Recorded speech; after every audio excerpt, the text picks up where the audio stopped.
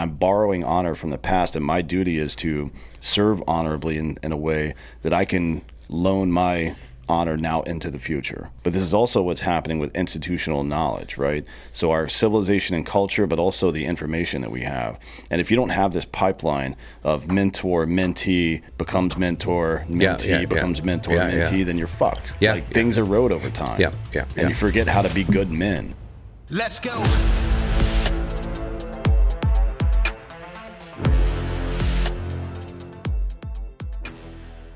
Welcome to Citizen. We got a special guest, special being the operative word, Tyler Gray. Special ed. Yes. How are you, sir? I'm great. How are you? This is technically my second time on here. It is, yeah. Because we did that. Yeah.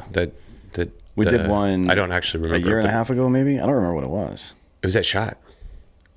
Oh, that was 2 years ago then. Yeah. 2 years and a month. That's right. Yeah. It's probably in the early stages of this, I assume. Yeah. Because it was new to me when you told me. What have you been up to? Man, SEAL team wrapped in spring of last year, and had some. Actually, I worked on another movie which was really cool, which hasn't come out yet, called The Accountant 2. Oh shit! Yeah, that was awesome. You were doing technical advising, or did you act in that one? No, just advising. Sweet, dude. But I'm really looking forward to that one. Yeah, I won't say too much about anything. I won't say too much about it, other than I think people are gonna like it. I'll leave it at that. I mean, the first one I got a bit of the tism myself, so I really enjoyed that. And Ben Affleck is a really good actor.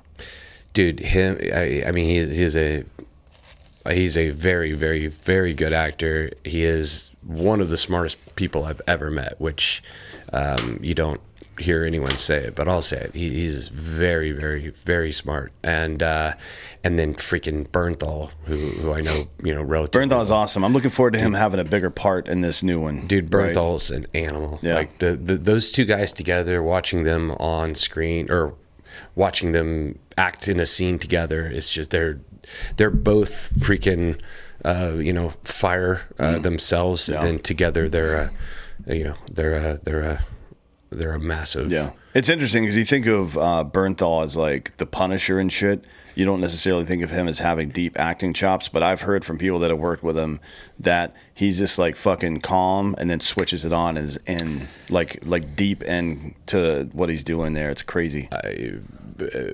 In my opinion, Bernthal hasn't yet had a role that shows his true depth. That's my personal opinion. I like the small role he has. He's a freak of nature. Yeah, that's what I've heard. I like the small role he has in The Bear. I think that's one of his best roles, actually. But it's just like so narrow. He's a scene thief, and he just comes in, and it's hard to explain. I mean, I watched him in a very emotional scene on Accountant 2, and it's just, he's one of those actors you watch. And I mean, I've been at this point, a decent amount on camera, not, compared to, actors who do it all their lives. But I'm saying I know enough to watch what he's doing and just go, that's mystifying to me. I don't understand. He can make non-emotional moments emotional. And when he switches it on, man, he's just so locked in. It's interesting to see. I learned a lot just watching him act both times. So let's go back a little bit. Where did you grow up? Oh, sorry. Yeah, sorry. Let me add one more thing. Oh yeah, go ahead. So I did that, and then I left in August and just worked on a movie in Australia I was there for like 5 months, Australia and New Zealand, on a movie with Alan Rickson. So is that one out yet? No, that won't be out for probably a year. It's for Netflix. Okay, cool. But yeah. Okay, so let's go back to your beginning. Where'd you grow up?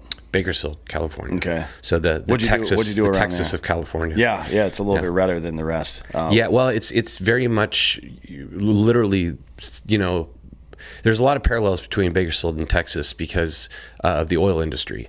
So like as I was a kid growing up, you'd have a lot of people coming in from Texas. You'd have people leaving to Texas because their parents were in oil and gas.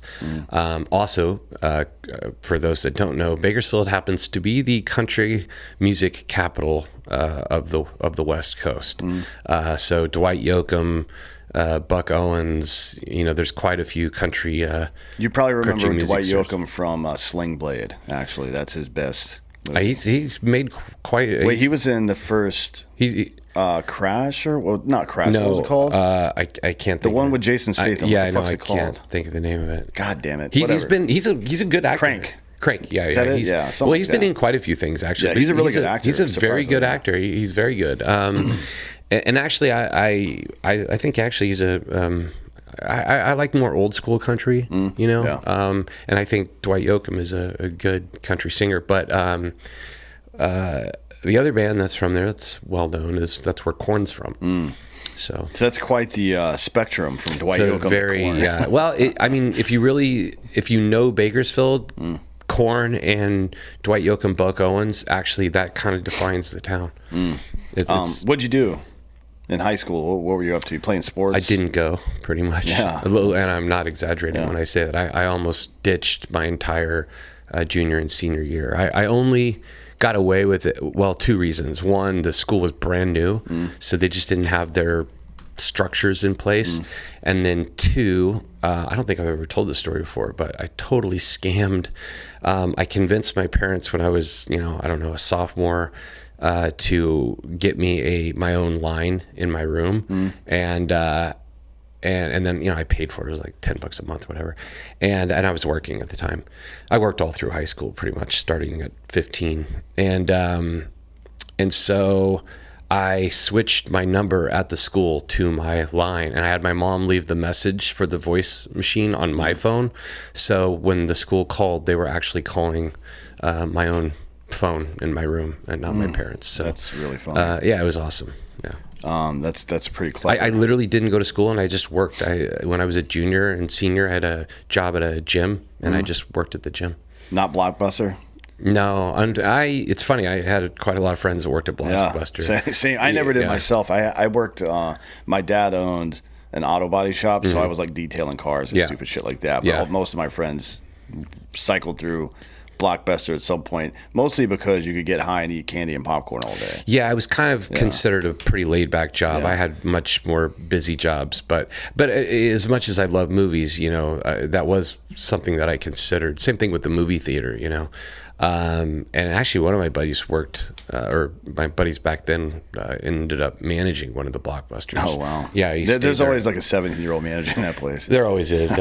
But no Blockbuster, Hollywood Video, or anything like that. I was worked at a deli as a stock boy. Then I worked as a dishwasher at Sbarro's. That's funny. Which It's another good place to get oh high. dude, that was that was a hard job. I closed every day, which is also why I didn't go to school. Was it at the mall? It was at the mall. It was Yeah. literally at the mall, It's a shit and show, I closed. I forget what time we closed, like midnight. But I wouldn't, as a dishwasher, I wouldn't get out of there till 2 a.m. I'd get home at 2:30, go to bed at 3. I'm not waking up at 7 to go to school. Yeah, fuck that. It was, I'm sure illegal against labor law Yeah, at the what are you time, gonna but do? it was the 90s. No one Yeah, cared. no one cared back then. Yeah. Like, and we were all better for it. Exactly.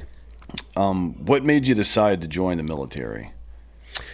Ooh, well, that's a deep question, deeper than it seems. So actually, I'll say this: I have a book. So it's shameless self promotion here, but my book, after working on it for 15 years, is or really 17 years at this point, is finally coming out in summertime, and that's a question that I kind of answer in the book in detail. And the short answer is, it's funny because people ask me, why did you join the military? And the question is interesting to me because I feel like that insinuates a choice. And I really, in a way, didn't feel like I had a choice. It was so innately something that I wanted to do from like my earliest memory. Two things I wanted to do as a kid. And when I say kid, I mean, we're going back, 5 years old, 6 years old, was be in the military. Specifically, I always gravitated towards the Army. That could be because I didn't float and so I couldn't swim. So maybe that was just, the Navy was always kind of out. But I wanted to be, specifically, I wanted to be in a Green Beret, 100% due to First Blood and Rambo. That was just Green Beret, Billy Goat Puke. I'm in, right? That movie used to get a lot of heat back in the day. But I think in retrospect, 20-something years into the GWOT. You talking about First Blood? First Blood, yeah. I think 20-something years into the GWOT, that might be the best war movie ever made that doesn't actually have war in it. You know what I mean? Ironically, it's an anti-war movie is what it really is, which is kind of crazy if you think about it, because First Blood starts out as this pretty critical, not critical politically, just, hey, here's the cost of the war, you know, and so anti-war is probably not the right way to say anti-war, it, but like, anti-war, definitely shedding light on you know, just shedding a light on mental health and the ramifications of what war does to a person, I guess, and basically from First Blood to Rambo 2 and Rambo 3, I mean, it goes from, you know, kind of this message of caution to just the most jingoistic, you know, go kill everyone. You gotta go to Afghanistan. Yeah, it's like, you know, I mean, again, it was like a slow transition, because if you think about it, 2 really kind of fit, you know, it's like 2, he's going to rescue his brothers, which makes total sense. And then 3 is just almost this jump of just like fucking kill everyone, right? But yeah, so I definitely wanted to be a Green Beret, Army, you know, Special Forces Green Beret, because of First Blood and Rambo 2 and 3.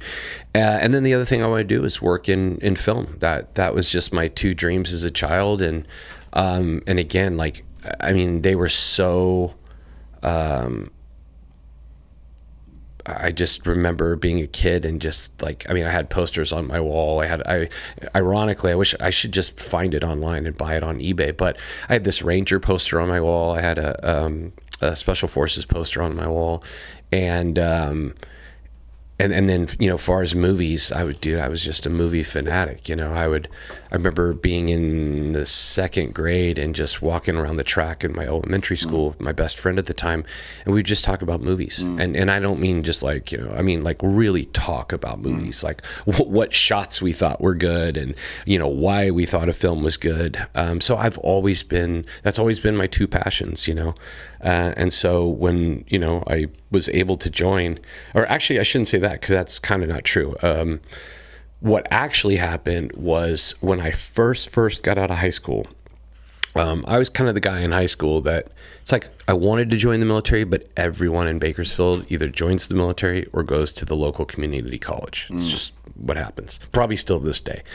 And I'm that guy that as soon as everyone starts liking a band, I hate them, which is not a great quality and something that I work on. But I was just like, everyone's doing that. I don't want to do that, right? Or I don't want to be like everyone else, you know, which is really my own insecurity issues. It has nothing to do with anyone but me.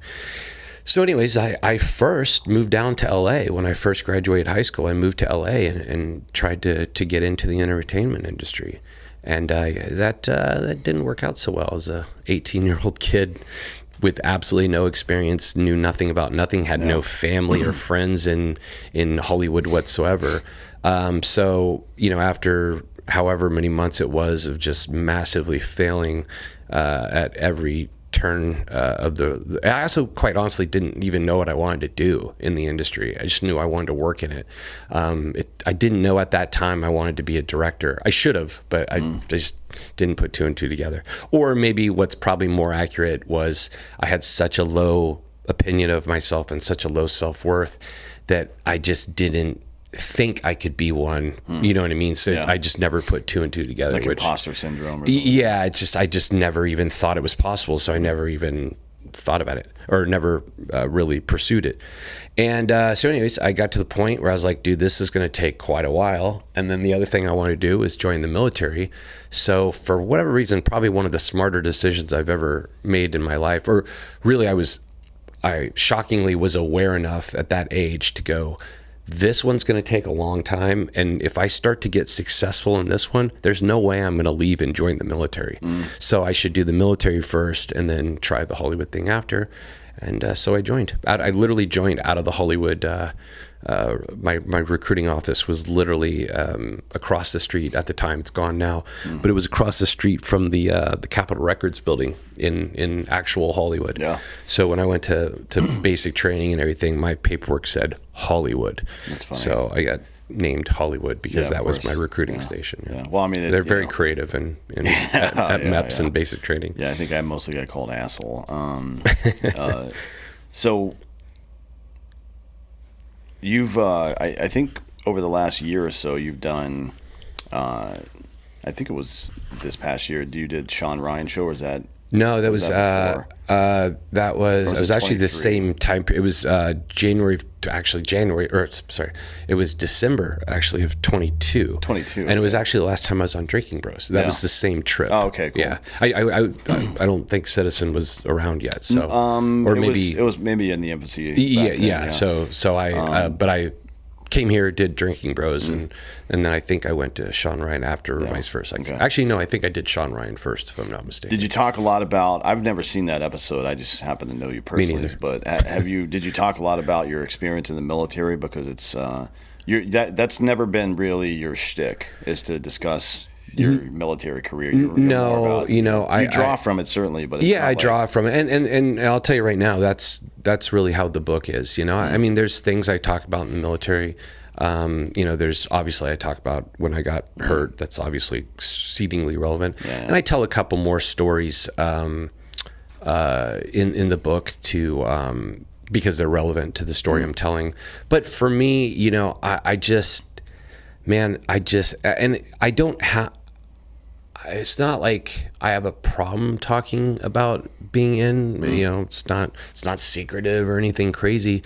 It's just not interesting to me, I guess. And I just feel my story, what I feel I can offer people is what I learned after I got out, not what I did or what I thought I learned while I was in. And so the book is really heavily about, it sets everything up of being in and all this, but most of the book takes place after I got out. And there are a couple flashbacks to some, again, just, you know, whether it's a overseas situation or even just in training or whatever.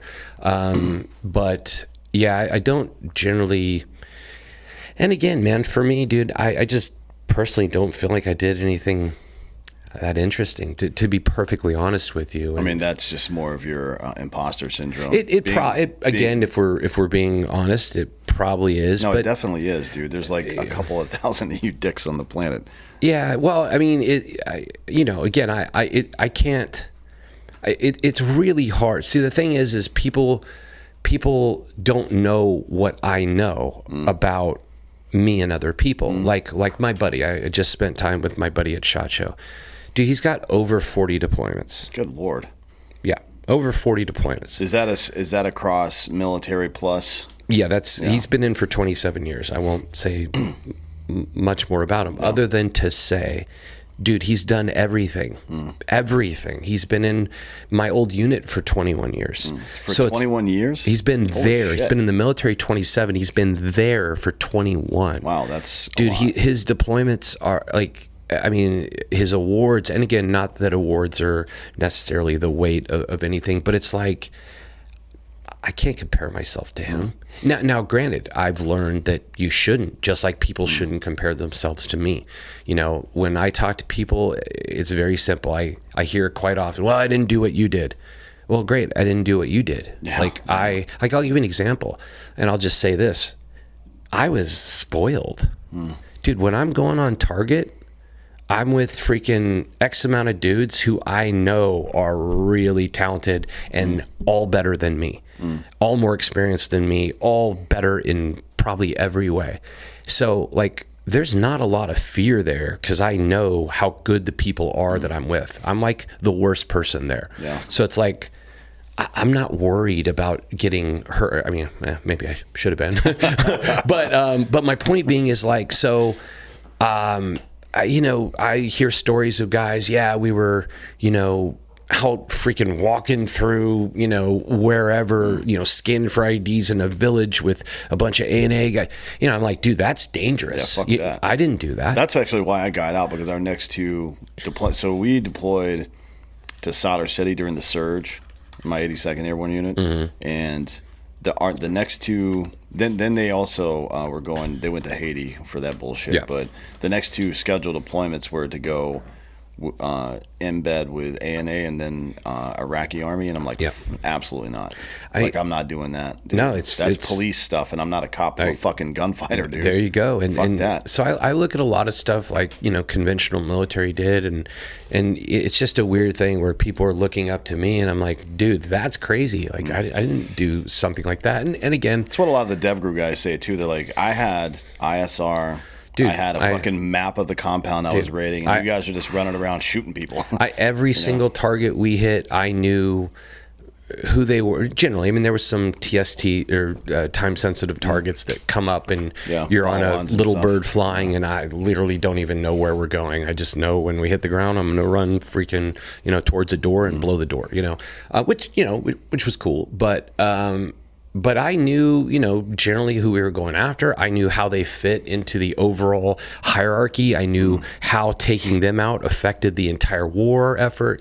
I was spoiled, and I had dedicated CASEVAC, or not me, but, who I was with had, dedicated ISR, dedicated, close air support, dedicated medevac. I mean, and by the way, the best medics probably, I don't see how they're not the best combat medics in the world. They've got to be. Our specific 18 Deltas are just animals. And, I'm alive. Dude, my arm was bad. Like, it was bad. I am only alive today because, well, actually, several people, obviously, but one operator and then the 18 Delta that immediately treated, or not immediately, but got there shortly after. But if it wasn't for him, I've had multiple doctors look at my arm, in the last however many years and just be like, dude, like, I don't know how you survived that, or I don't know how you kept your arm.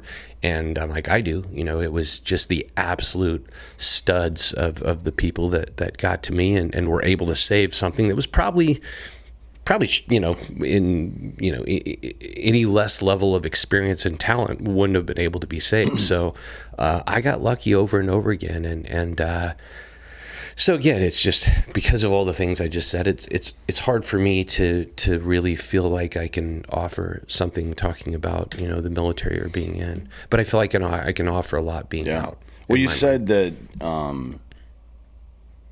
And this is reflected in the book as well, but I think it's I think you meant. Did I send you the book? Not yet, no. I'm so bad at that. I will, dude. I will when we get off. You said that your relationship, I guess, with your time in the military is more about what you learned getting out than it was the stuff that you experienced in war and shit like that. Tell me more about that. Yeah. So, I think while we're in, so I'll give you an example. Like when my co-author, Lauren, who's just... what's her name again? Lauren, I'm going to mess up her last name. Lauren Ungeldi. Actually, Lauren, she just texted me. Ungeldi. Spell it. Ungeldi. Okay. That's my co-author. She co-authored, or she helped, I believe, Mike Waltz with his book, right? Is that right? Is that what you said? No. Or there was another book that she helped with. No. That was my book agent is Scott Echo. Oh, okay. That's my book agent. But but actually, I would bet pretty good money that you do have a book that she co-wrote. Yeah, here. you mentioned a few, but I can't remember off the top of my head. She's done. She just did Grit to Glory with Daryl. But she's written. Yeah. She's on her 13th book, and I think, if I'm not mistaken, 9 of them are military. I mean, she's done, SF, Marine, just little bit of everything. But she's just an absolute. It's one of the smartest people I've ever met. And she's just great. But I wanted to start the book, with getting hurt, because to me, my story and the interesting part of it, I should say, starts when I got hurt. And I just wanted it to go downhill from there. That was kind of the book I wanted to write. And she was like, no, we can't do that, And I was like, why not? I don't want to talk about, war stories or training. I'm like, that's not the book I want to do. And she's like, yeah, but you got to understand, we got to set you up. We got to put you at the top to show the fall. If we just show the fall, you'll never see what was lost. And I was like, ugh. And she was right. So, she was right, and we structured it that way. So it starts, for lack of a better term, with me kind, at the high point in my life, kind of at the top of my game of, being where I was in the military. That was literally a dream come true. It was my dream job, or one of my 2 dream jobs. I was just, 28 at the time, and, I was just on fire, just being a guy that just was probably out of control in a lot of ways. But, and then the book then goes, it shows me kind of at the top, and kind of sets up shows the pedestal that I had, climbed to, and then it just sets up the fall from there. And then it takes you to rock bottom. And then how it took years, but how I figured out what I consider the real problem was, and then how I went about, changing my life to reflect the person I really wanted to be, or maybe even you could say to reflect the person I actually was, not the mask I had invented to protect myself. I mean, there's that theory that there's marble and you're just chiseling away to find out what's underneath, right? I think that's what there's a famous sculptor who said Michelangelo. Yeah. So Michael was, or David was already there. I just removed the stone. Yeah. So, I mean, a lot of people talk about extreme situations and how they affect people, but my take has always been that it reveals character, right? It doesn't create character. Like, there's certainly exposure to stress can change you and make you better physically or psychologically, but ultimately it reveals character.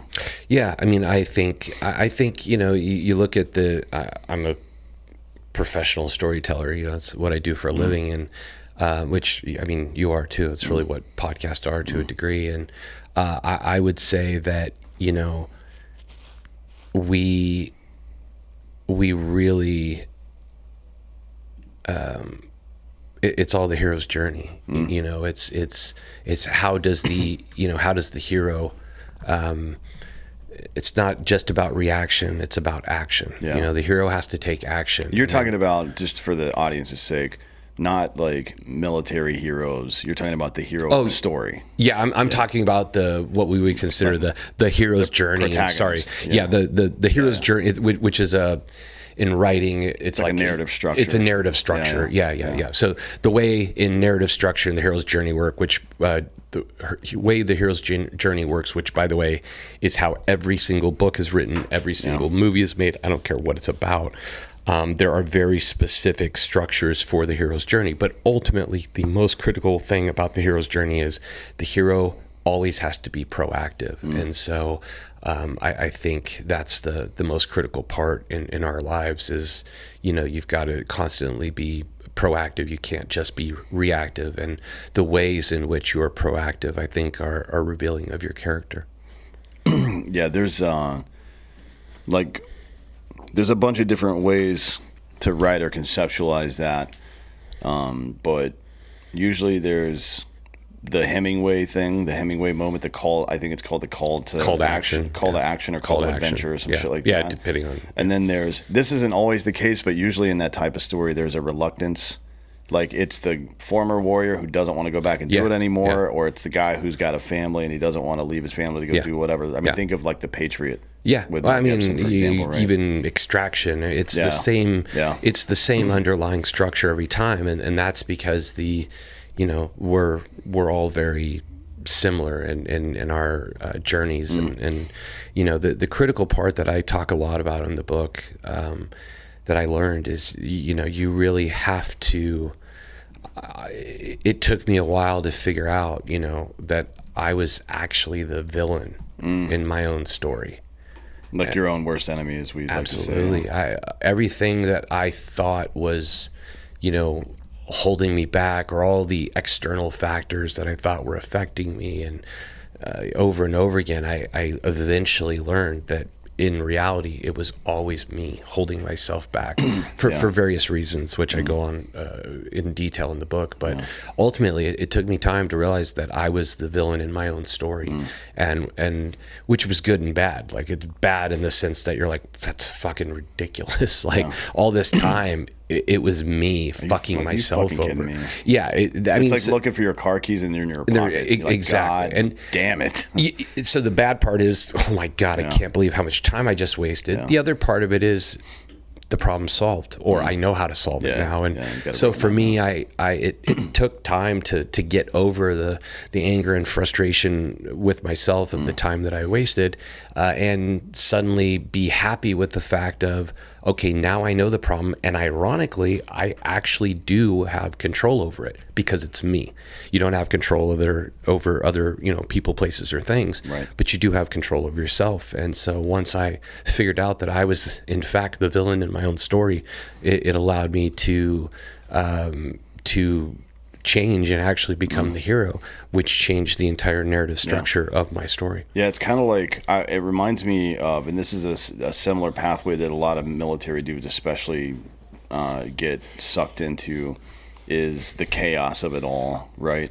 It's like... The book is called Forged in Chaos. Yeah, there you go, right? Yeah. It reminds me of, so there's the hero's journey, but there's a separate version of it that... I think the best example that people will recognize is Thor, who wants the war, wants the adulation, wants the conflict, wants the chaos, right? Until he experiences pain and loss, and he's like, oh shit, there's a cost to all this, right? Yeah. And that's something that's hard for people in their mid to late 20s that are out there fucking jumping off helicopters, getting into gunfights. You don't even think about that shit. No, it'll change over time. Yeah. And the interesting thing, I mean, you use Thor as an example, and I would also say this about Thor. Why does Thor crave the battle so much? I would argue partly because that's where he has value. And Thor has realized that he has no value in a peacetime environment. His only value, his only purpose, the only time he can feel worth and relevance and again, value is in war. And I think a lot of people probably watching this, can probably relate to that. I mean, I myself, I joined, years prior to 9/11. Man, I was going to get out because there was no war. I was like, this is, training's great, but I'm like, I'm going to get out. And then 9/11 happened, and I was like, dude, like, I re-enlisted for 6 years. I was like, this is what I've been waiting for, And again, in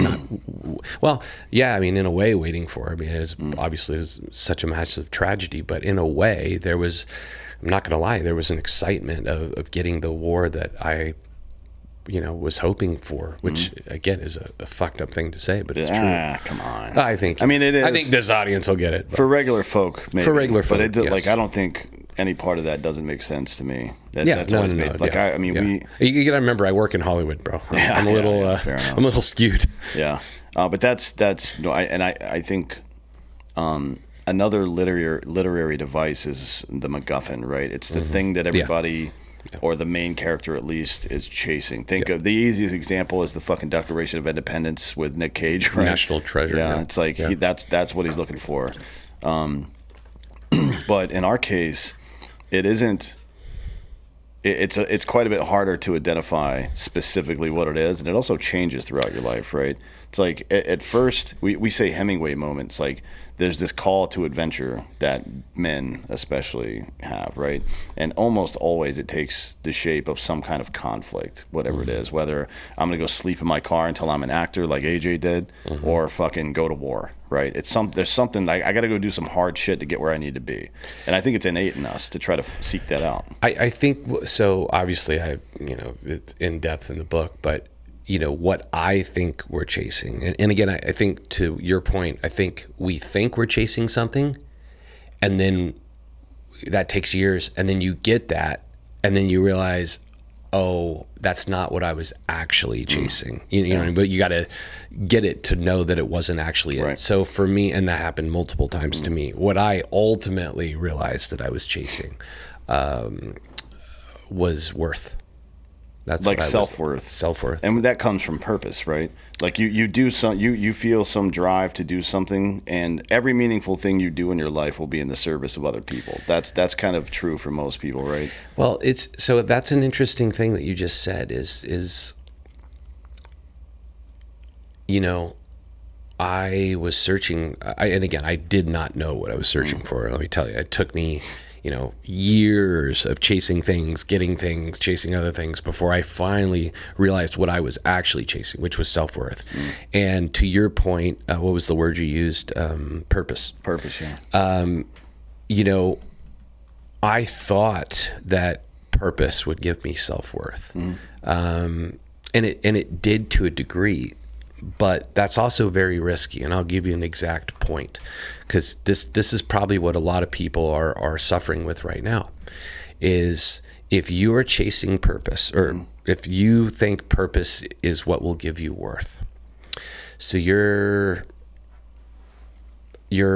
not in the military and you feel that you need purpose, which, by the way, let's be honest, the military, specifically the Marine Corps, pushes hard on purpose as a way to recruit. Yep. Here's purpose. We will give you purpose. And to be honest, they do. Yeah. And so you join the military, and while you're in the military, you've got purpose, you've got a mission, you've got a lot of purpose, and you've got very detailed you've got a macro purpose, and you got micro purposes, which is you do these steps to attain this overall purpose. Yeah. So while you're there, you have value because you have purpose. Right. But what about when it's gone? And then as soon as it's over with, if you placed your value in purpose, when your service ends and your purpose ends, where is your value? And I think there's probably a lot of people watching this right now that haven't maybe realized that the reason they're miserable now that they're out is because the purpose that they had, that they were given, no longer exists. Yeah. And so the lesson I learned, that happened to me. It happened to all of us. It happened to all of us. Happens to all of us. Literally everybody. Everyone. So the lesson I learned is purpose alone can't be your value, because once it's taken away, if it's external purpose and it's taken away, then not only is the purpose taken away, but so is your value. There's nothing worse, in my opinion. And again, I won't speak for women. I'm a dude. I'll speak for dudes. I don't think, in my personal opinion, that there's anything worse for men than having a lack of purpose. I think we are designed fundamentally from a genetic level,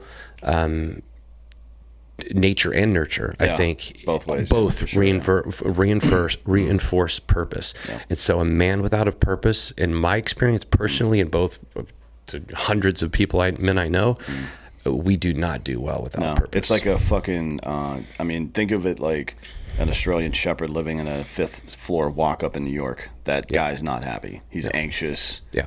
Self-destructive, especially if his purpose as a herder for so long worked. Yeah. And then you just take that away from him. He's going to be miserable, and he's going to feel like, he's. I think we're also designed in some way, that purpose. I think we're built to feel like we're contributing on multiple levels. I think we're built to feel like we're contributing to a family. So like a micro. Group, as well as the tribe, or community, same thing, which is more macro. So I think, but then even like a civilization, like a belief structure, like we're Englishmen. Yeah. We believe in honor and chivalry and whatever the fuck, right? It doesn't matter what it is, because every culture has something a little bit different. But it's variations. What matters is that it exists, right? And that we maintain it. That's what matters. Yeah. So that's adhere to and maintain. Yeah, that's the really interesting thing about getting out of the military is like. Not just the first thing I thought of when I got it was, damn, everything used to be so structured, and now I've got to figure single thing out. Everything used to be so simple, and now it's so complicated. Yeah, and it wasn't like I thought of it in terms of my schedule and my diet and blah blah. It's actually really common. Yeah, but then at some point I realized, it's like my entire belief system is now different. Right? Oh yeah, you realize it's everything. But it's funny you say that, because like. The joke, you're Army, right? Okay, so this translates easier with you, but it's like, when I talk to people that are still in, I go, look, while you're in right now, what's your job? It's like, I'm a team leader, whatever it is. I'm like, great. What are your responsibilities? I take care of my team, blah, blah, blah. And they can list everything that they're responsible for. Yep. And everything that they have to do, because they know what it is. Yeah. And then I go, okay, great. Imagine this. You get out. Suddenly, you are your team leader. You are also responsible for everything your platoon sergeant is responsible for. Also your OIC, also your company commander. Oh, by the way, your first sergeant. Every single S shop, that's on you now. You know what I mean? I just start listing out military structures, DFAS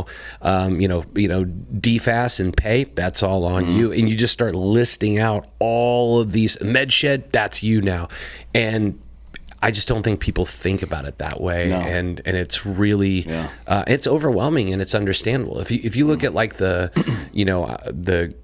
one thing that I think really attracts people, and I've never met David Goggins or Jocko, but I think one thing that people really gravitate with what they're saying or doing, for lack of a better term, is, they pitch, or at least I think they do from what I've read and heard, that they're pitching like very structured regiments, and I think guys and girls that got out and are missing that's very attractive to them. It's like, oh yeah, I need to wake up at this time. I need to, basically the same structure that they had. I tried it. It doesn't work for me, so I figured out something else. But it does work for a lot of people. And again, what worked for me is not going to work for everyone, and what works for other people is not going to necessarily work for me. But I think that's one of the reasons their message has resonated so well with people, is because they're basically talking about recreating, for lack of a better term, that structure. And again, they're pitching it, so they're almost the OIC or the platoon sergeant of going, you guys just do this, and people go, okay, cool. And then that may work for them. But the trick is and it's the same thing with translating value and purpose from service to post-service, is to go to the root level and find out what the first principles are that back this, right? So as a man, we provide and protect. That's our job. And we did it in a very clear and definable way in war that isn't so clear when we get back home, right? And I think it's probably effective and a good idea to write yourself bullet points. Like, here are my responsibilities as a father, as a friend, as a spouse, as a coworker, whatever the fuck, as a business partner, whatever it is. Like, here are the things that are required of me, and write it in the same way that you would write what your fucking machine gun team leader's job was if you were a squad leader, right? Think of it that way. And it isn't like, you shouldn't be, in my opinion, you shouldn't be making a bulleted list of all the actions you're going to take that day. You should have a general understanding of the first principles, and then make sure, like the same as every business has a mission statement, right? So at Black Rifle, our mission statement was, and it still is actually, we serve coffee and culture to people who love America. Do you still work for Black Rifle? No. I'm just saying the mission statement is still the same as it was 7 years ago, whenever it was. No, it's the same. We have a mission statement, and you as a human being have a mission statement as well, right? And you need to craft that yourself. Well, right? Like you may not. If you don't, you need one. If you don't, you're in trouble, and it's not going to be the same for everybody. Well, there will be similarities. The same over time either. Yeah, that's true. Yeah, it changes over time. That's critical. It'll be adjusted. There will be similarities between yours and someone else's. There'll be similarities between yours now and yours 20 years from now. But if you don't have it, it's like if you're walking through the woods and you've got a map and a compass, you'll probably figure it out. If you're walking through the woods and you got nothing, good fucking luck, bud. Well, I think the other way you could say it too in that analogy is it might feel like you're walking through the woods and you have a map and compass, but if you have no destination, you're never going to get there. Yeah. If you're heading nowhere, you'll get there. Yeah, if you don't have a place plotted that you're heading to, it doesn't matter what tools you have, you're not going to get there. And for me, I think it's this book is for years I wrote, hundreds and hundreds of pages of notes to myself, conversations with myself, just trying to figure out everything that you're talking about. Like, it was a dialogue with myself. And this book is it's many things, but it's largely a result of those conversations with myself, trying to figure my shit out. And again, it took me years. And I spent years looking, going down a rabbit hole that was a dead end because I didn't know what I didn't know. Well, what were you looking for? I mean, you were looking for a way to make yourself valuable, but I think I think a better way to say it, in my opinion, is for a long time and again, I'm saying this in hindsight. For a long time, I was looking for, and this kind of why the map analogy that came to my head. For a long time, I was looking for something, but I didn't know what it was.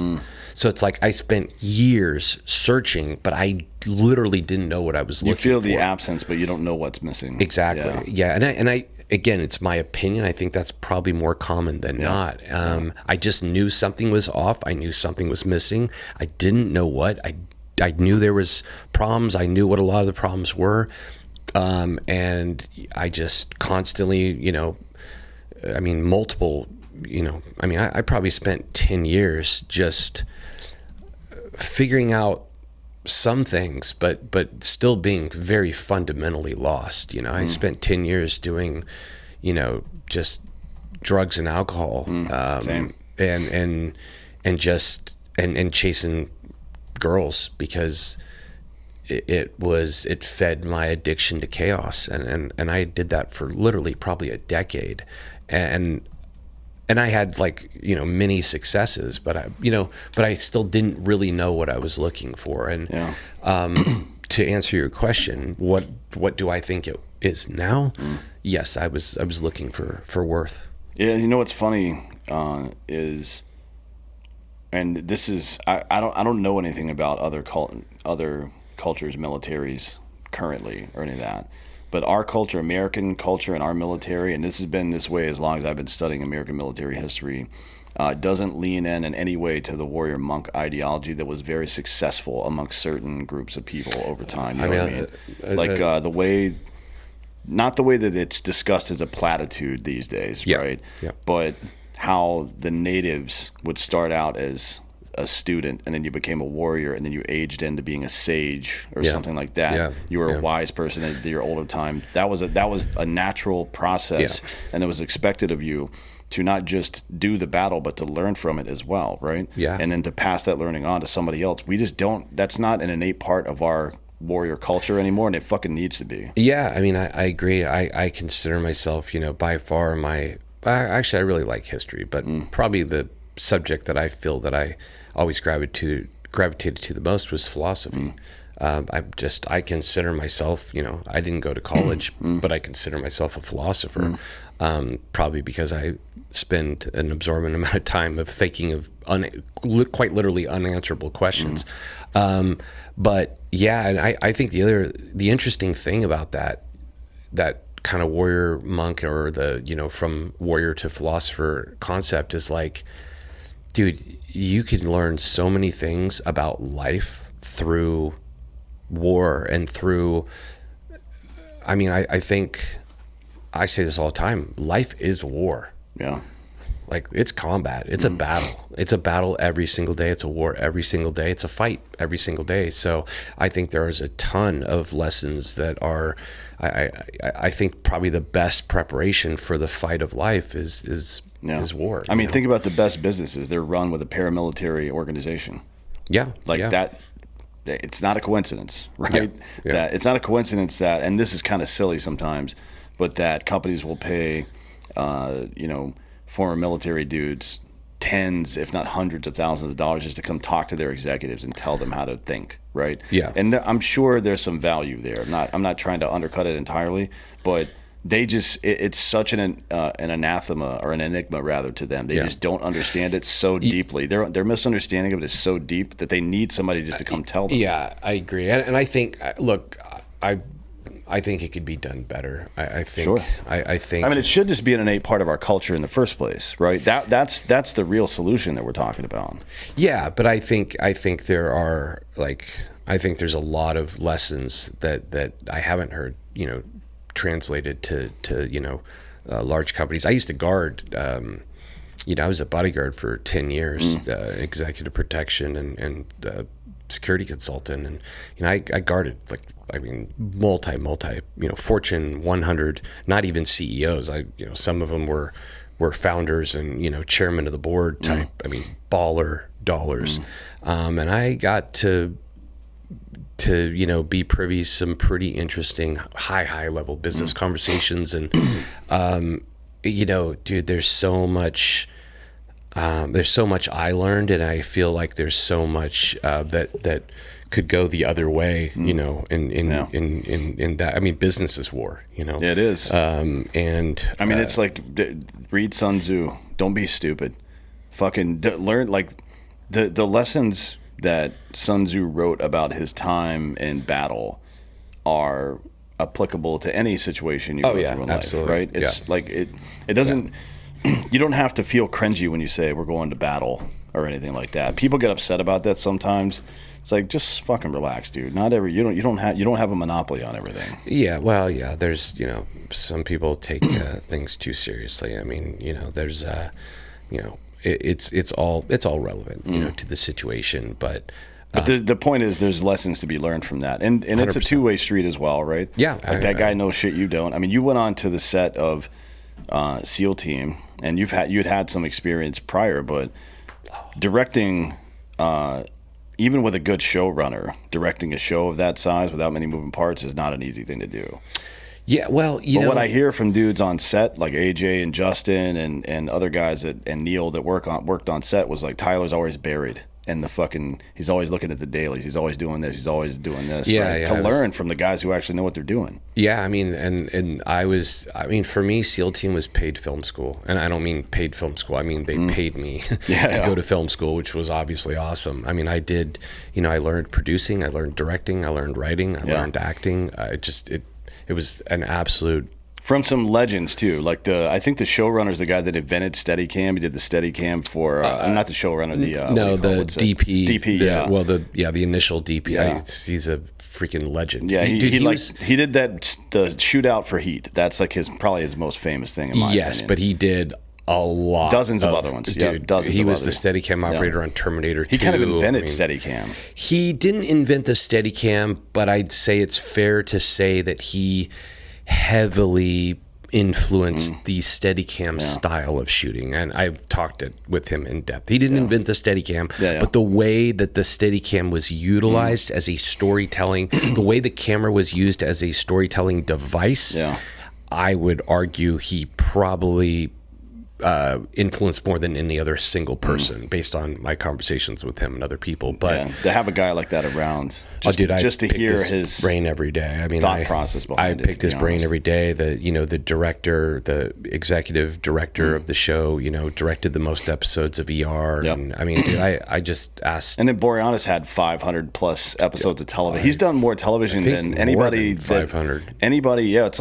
like 550 or 560 or something like that. It's an insane amount. Well, anybody other than like what do you call it, a soap opera person, he's got more episodes of television than anybody ever. No, I mean, it's wild. Man. It's crazy how to have 3 shows in deep syndication. I mean, it's crazy. Four of Buffy too. 4. Yeah. It's wild. And I mean, on camera I would watch, you know, AJ, Max, you know, David, Neil, you know, I would watch them and learn, you know, or try and learn acting from them. You know, on the producing side, it would just, you know, I was always trying to learn, and I think it's so important that, you know, I think one of the most important things, and again, I'm going to make a bold, broad statement here, but I think one of the most important things you can do is find a mentor. Whatever it is, you know, whether it's, you know, literally business, you know, everyone needs mentors.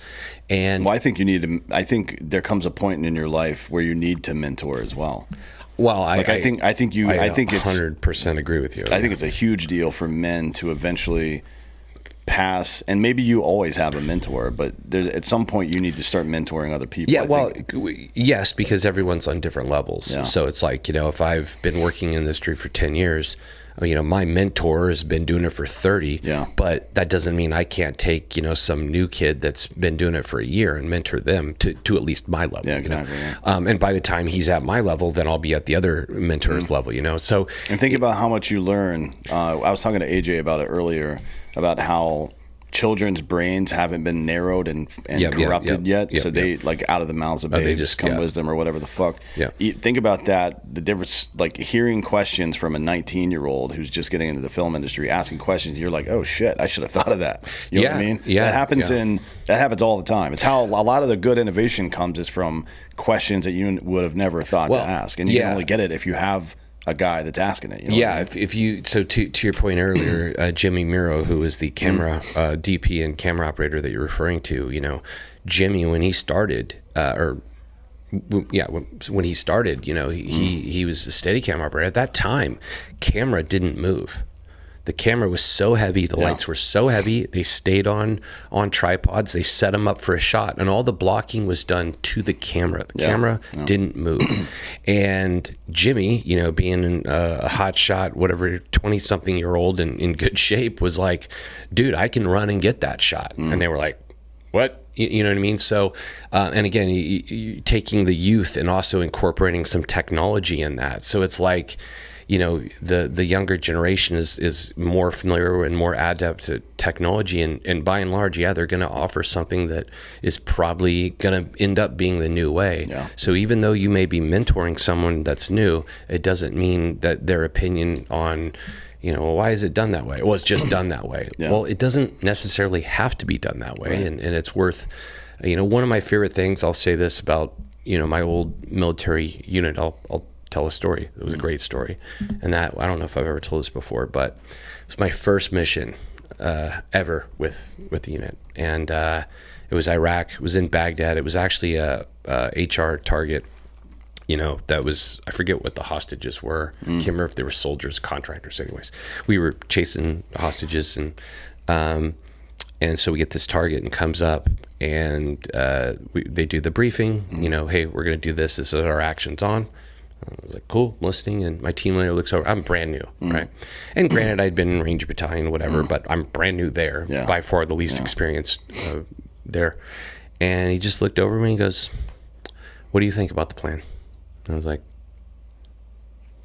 me? Yeah. What do you think of the plan? You see anything? And I'm like, no, I'm good. Ready to go.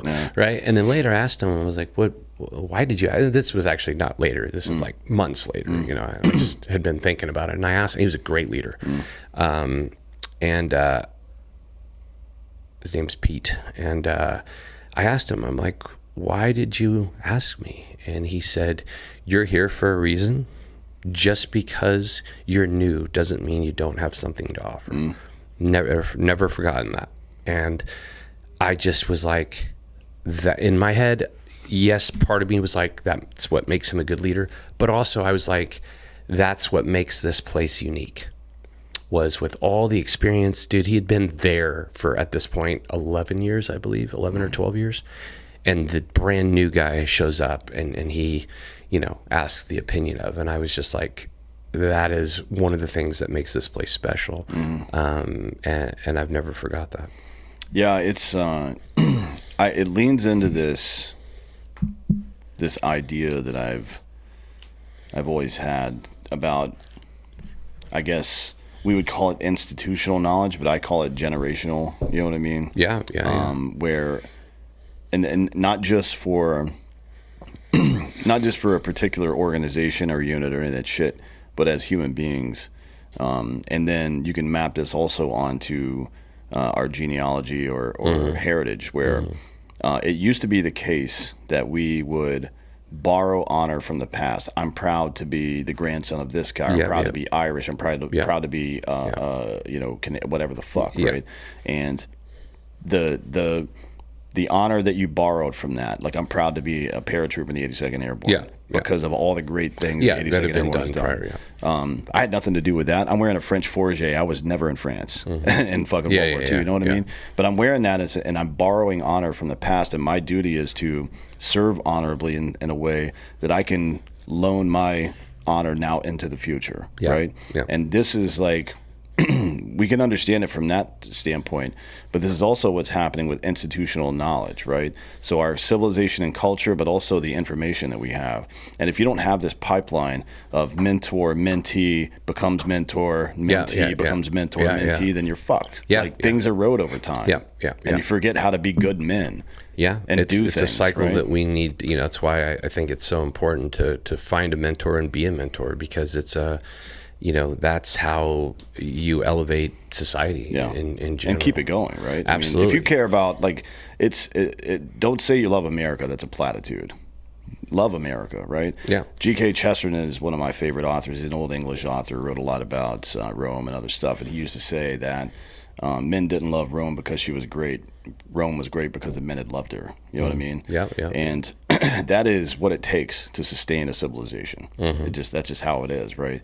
And again, like we were talking about before, this is an overarching principle, but if you can boil that down to the first principle, then you can understand that you've got a duty every single day to do these, to work this structure into your life in every way that you can, because one, it's going to benefit the fuck out of you, right? Because at some point you're going to be an old man wearing diapers and somebody needs to guard the gate.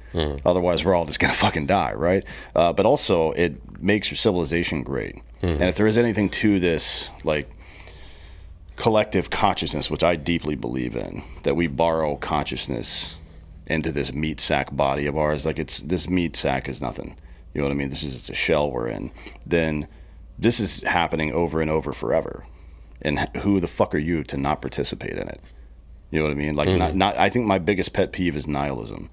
Like, oh, fucking, it's the same, like, these black-pilled people, like, oh, fucking everything just sucks, so I'm going to stay home and live in my mom's basement, jack off, and play video games. Like, dude, you got to get the fuck out of here, man. Yeah, I mean, I feel the same way about, and look, I mean, I in the grand scheme of freedom and things, it's like, okay, I agree with people should have the do what you want. I agree with that, but there's a way that clearly works. That being said, I also do, even though I on one level feel like, hey dude, we should all be able to do whatever we want. If you don't want to do shit, that's your prerogative. So I do believe that, but I also do at the same time believe, like,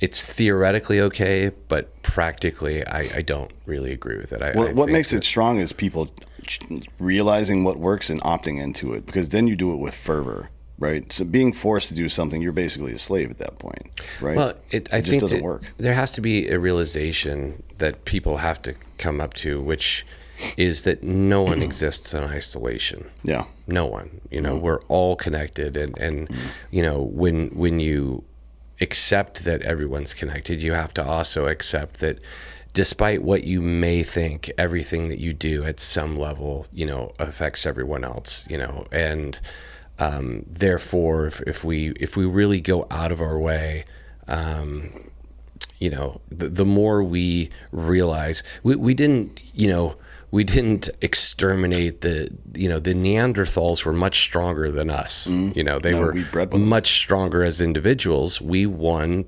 because we worked together. And I think the only way forward on any level, no matter what you're talking about, again, is we have to work together, because if we don't, there's only one possible outcome, which is we won't exist. Yeah, and there's good guys and bad guys in life, but even like one of my favorite quotes is Abraham Lincoln said that if I've made my enemy my friend, have I not defeated him, right?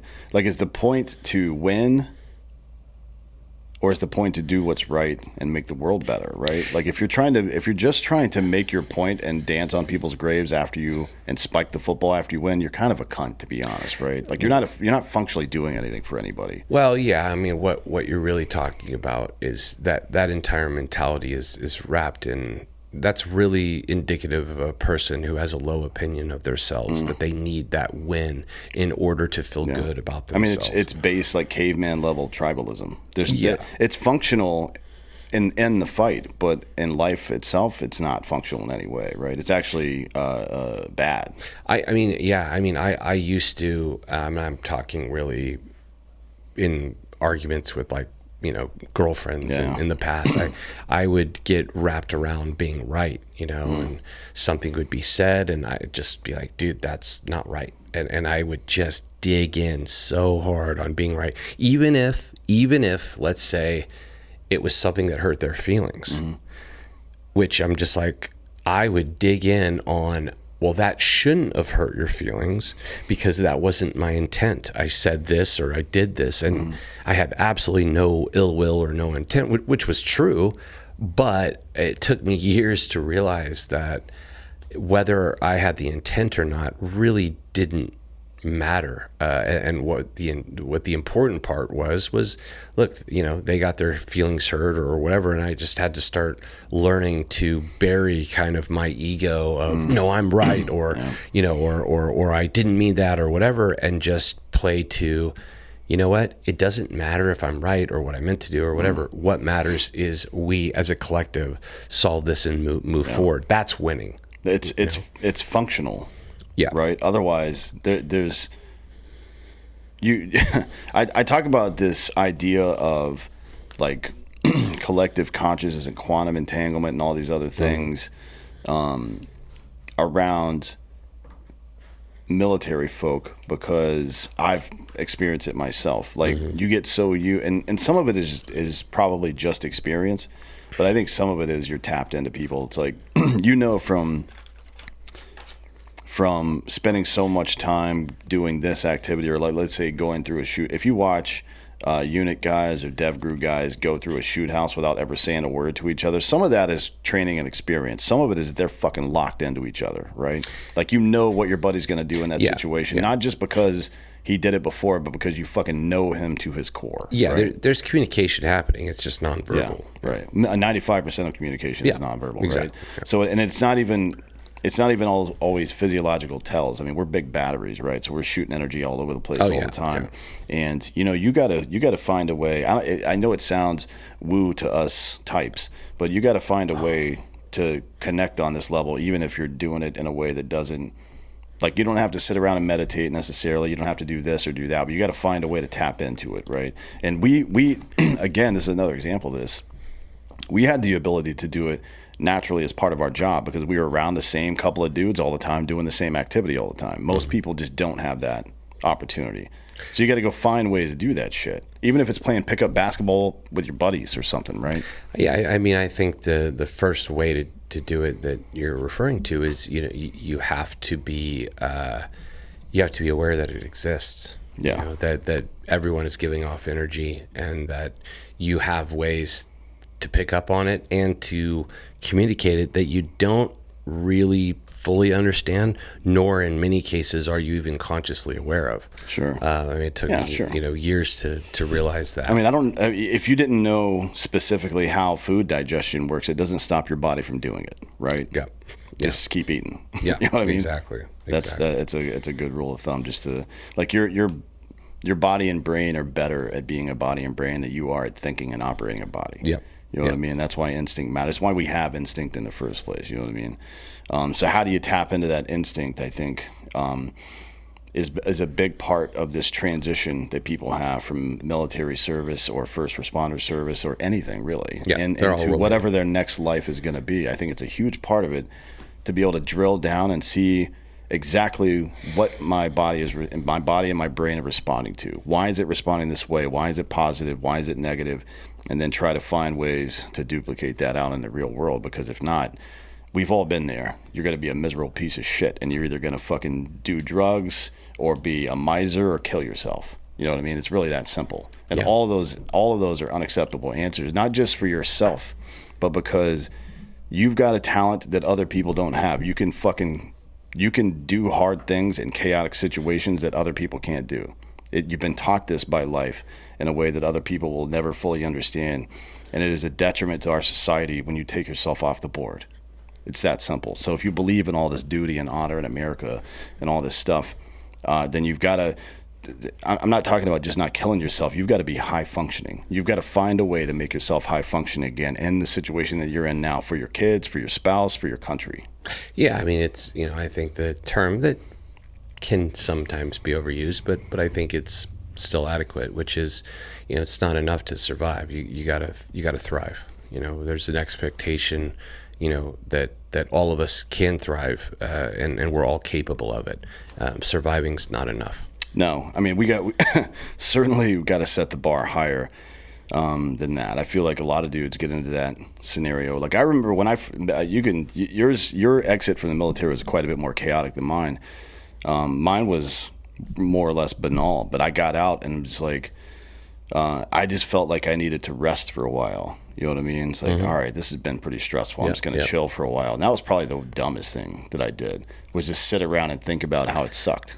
Yeah, I mean, but that was what you thought was the best of the time. Yeah, and, certainly. I'm with you. I did years of seemingly logical, and then later in hindsight, you're like, that was literally the 180-degree opposite of what I should have been doing. But you don't know until you try it. We don't do anything on. It's odd to me. So you go to basic, then you go to your unit. You learn a bunch of new shit at each stop, right? TTPs and so on. Maybe you go to a different unit, you learn new stuff.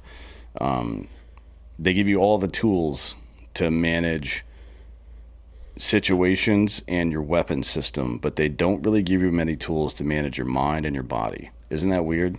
Like, this is the most important professional athlete in our society. You use your body physically to go do shit that protects other people. I mean, yes, it is, but at the same time, it's not shocking. It's definitely not shocking. It's like, I get it, and we're, it's slowly changing, but it'll always be a massive lag between what it could be and what it should be. But yeah, I mean, something as simple as, like, there's a book that's 350 pages on foot care, right? And I bought it before I went to selection, and like, I read it and I'm like, dude, this should be issued to at least every infantryman. You know what I mean? Like, at least. And I was just like going like, dude, this book is it has so many. It's like, dude, they don't even.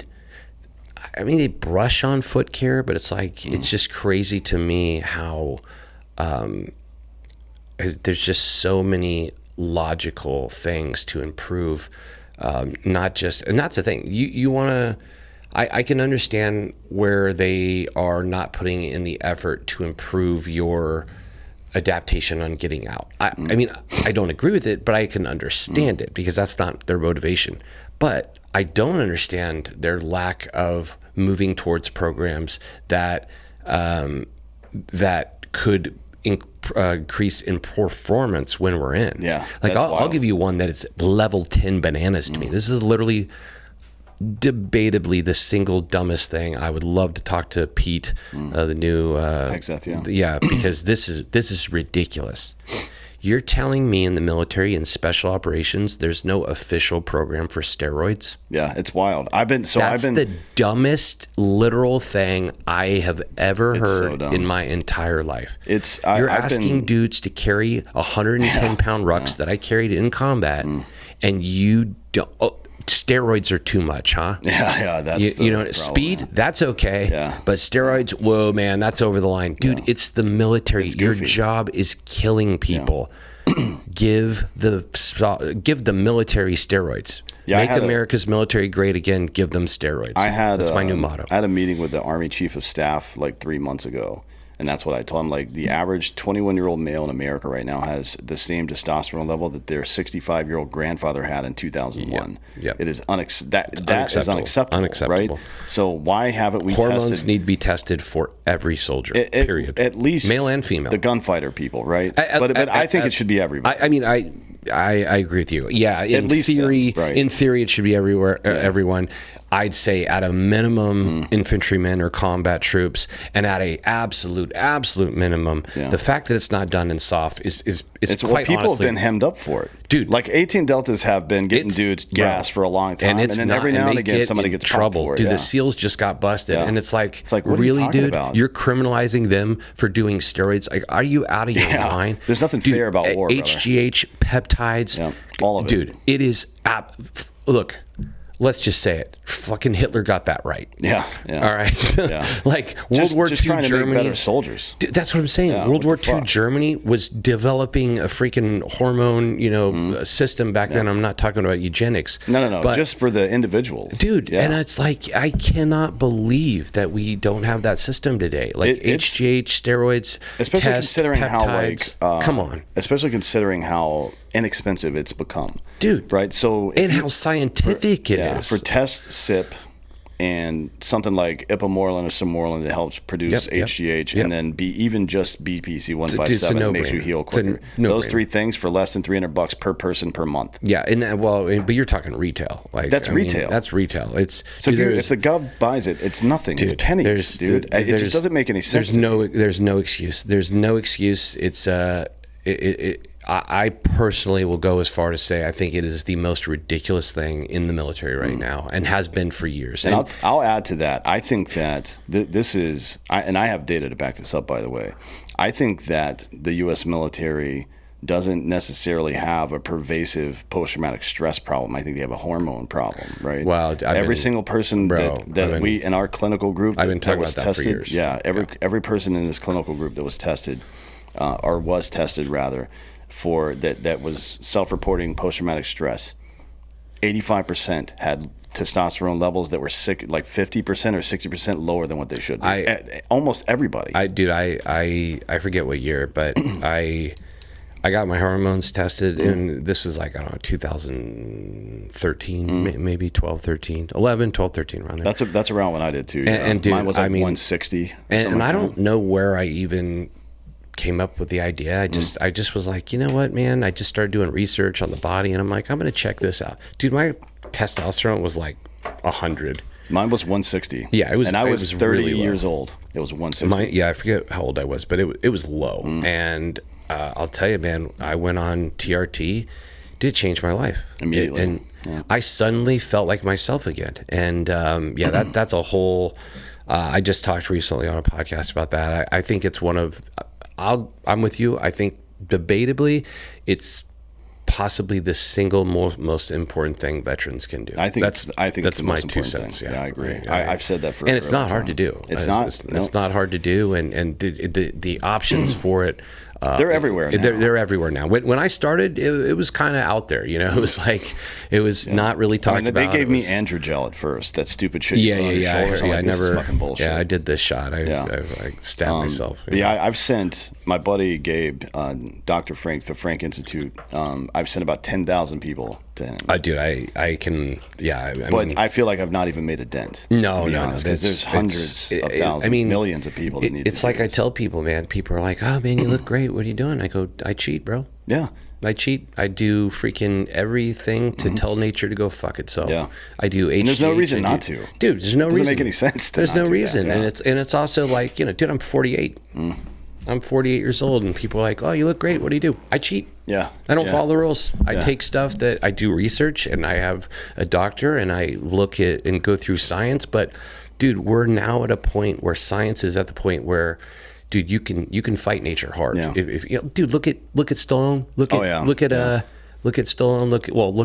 at Bezos and freaking Musk. Yeah. Look at Pre-billionaire and post-billionaire. Look at Zuck, who went from Zuck. like Yeah, there you a go. weirdo autistic government cuck to like a libertarian over the course of 2 years, and all he did was eat meat, take testosterone, and hang out with jiu-jitsu guys. Yeah, and he's just like, things are a little bit changed. different than I thought. Yeah, Dude, I don't know if he's doing a pure PR campaign or if he's actually like changing. We saw him in person. He's thick now. But it's put on some his weight. PR is working on me, it because is, I'm stunned. Like his new change, I was like, okay, man, like that's a good step in the right direction. But that being said, I mean, in I guess his defense, I'll also say, dude, he was young. He was really young when he was, created Facebook, and you definitely, your views change. Mine have, your views change over time. And Well, he was just trying to get laid. to be honest, that movie's amazing. I don't know how accurate it is, but it's a great film. I'm a huge David Fincher fan. Yeah. Oh yeah, big time. Yeah. So we got to get out of here. We got to go do Drinking Bros now. But the book's gonna be out in am the literally fall, I think? waiting on the date, but it's sometime early summer. Oh, early summer. Okay, And good. Forged in Chaos. Sweet. We'll have to do another one. Yeah, For that. I'll come out. But tell everybody where they can find you in the meantime. You can find me at Tyler A. Gray on Instagram. The book will eventually be on. I'm going to create a site for it, forgedinchaos.net. It'll also be on the Post Hill is the publisher, and great group of people there.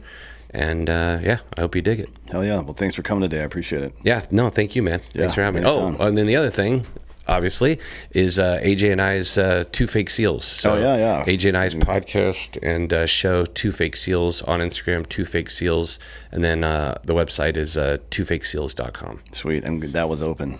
Nobody had that website already.